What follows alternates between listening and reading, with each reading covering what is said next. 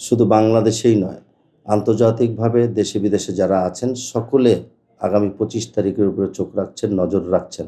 ঐতিহাসিক মানে কি? এটা পৃথিবী এবং বাংলাদেশের সবচেয়ে বড় জনসমাগম হবে। এটা ইতিহাস হিসাবেই লেখা থাকবে এবং আমরা বিএনপির কর্মী যারা, আমরা জনাব তারেক রহমানের নির্দেশে বিগত আন্দোলন সংগ্রামে যারা অংশগ্রহণ করেছিলাম, এর পাশাপাশি বাংলাদেশের জাতীয়তাবাদী পরিবারের সকল সদস্য, আবাল, বৃদ্ধ, বনিতা, কিশোর, ছাত্রদল যারা করে, ছাত্র সমাজ, যুব সমাজ সকলে একটা উৎকণ্ঠা নিয়ে আছেন।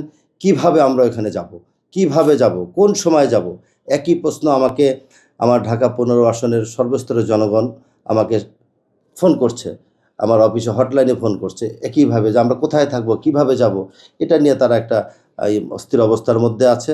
ভাবছেন যে কি হবে? আপনি নিজেই নিউজ কভার করছেন, খবর নিচ্ছেন, আপনি নিজেও অবগত আছেন। আমরা ইনশাআল্লাহ আগামীকালকে বাংলাদেশের নতুন ইতিহাস গড়ব। বাংলাদেশের জনগণ নতুন ইতিহাস গড়বে জনাব তারেক রহমানকে নিয়ে। এটাই আমাদের ভাবনা, এটাই আমাদের চিন্তা।